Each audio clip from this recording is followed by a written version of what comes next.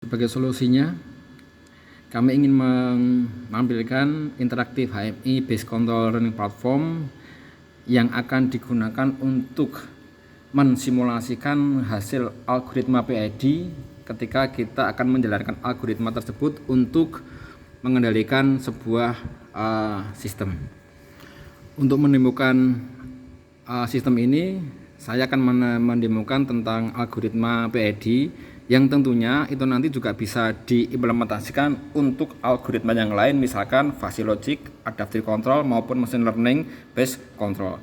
Nah, untuk mempersiapkannya kita tidak perlu hardware secara nyata, tetapi kita cukup dengan menggunakan simulasi di Proteus, di program Proteus. Di sini untuk dapat mengendalikan sebuah tegangan, kita membutuhkan Arduino, kemudian juga rangkaian-rangkaian analog ya, karena kita akan mengendalikan sebuah rangkaian analog, dan yang dibutuhkan adalah port COM yang nanti akan berkomunikasi langsung dengan HMI.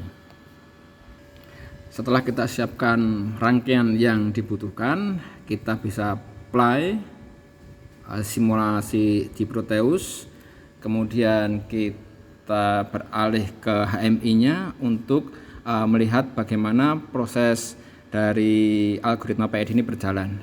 Di sini saya ada dua ya, voltage regulator PID dan speed control PID. Karena rangkaiannya adalah rangkaian untuk voltage control, maka sistem HMI juga kita sesuaikan dengan voltage control. Kita masukkan voltage control. Nah, di sini kalau kita lihat, di sini ada setting untuk set point, kemudian kita bisa melihat proses value, kita bisa melihat gain dari proporsional, integral, dan derivatif, termasuk juga perhitungan yang ada di balik algoritma PID, misalkan error, kemudian integral, derivatif, dan lain-lain akan tertampil secara real time di HMI. Sekarang kan kita coba ya, di sini ada osiloskop yang dipakai oleh Proteus, dan di sini nanti juga kita bisa melihat grafik responnya. Sekarang kita start, kita melihat responnya. Nah, ini respon ketika parameter KP, KI, dan KD adalah sebagai berikut 3, 1, dan 0,1. Dan di sini kita bisa melihat nilai-nilai yang ada di belakangnya. Untuk melihat responnya, kita juga bisa menampilkan di HMI-nya. Responnya seperti ini. Dan ketika kita akan merubah parameternya, maka kita bisa langsung merubah parameter yang ada di dashboard ini. Kita stop dulu, kemudian kita rubah parameternya. Misalkan KP-nya awalnya 3, kita rubah menjadi 3,5 atau kita pasang 4. KP-nya adalah 4. Sekarang kita start. Kita lihat responnya akan berbeda ya, karena KP-nya besar maka terjadi osilasi yang cukup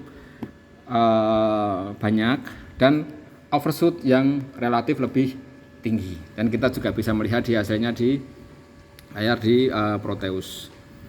Nah, dengan konsep seperti ini maka diharapkan mahasiswa akan lebih mudah mempelajari tentang algoritma kendali, entah itu PID, fuzzy, atau yang lain, secara real time tanpa perlu melibatkan hardware secara nyata. Selain voltage regulator, ini juga bisa mensimulasikan speed control ya. Di sini ada motor DC, ada driver FET, Arduino sebagai interface-nya, kemudian kita akan gunakan HMI juga, masih menggunakan PID ya. Kemudian kita bisa coba dengan parameter yang sudah ada, bagaimana respon kecepatan motor yang berjalan sesuai dengan parameter PID yang kita setting. Kita bisa lihat hasilnya, kita start dan kita tunggu dari responnya. Nah, ini respon ketika PID untuk pengendalian kecepatan motor kita jalankan. Ketika settingnya itu tidak tepat, maka terjadi overshoot, kemudian juga seberapa banyak harmonisasi dari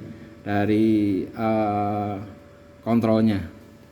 Kita lihat di sini untuk setting point 100, proses value-nya berada di sekitar 100 dan di situ masih terlihat errornya. Kalau kita lihat di sini, speed motor juga akan menyesuaikan.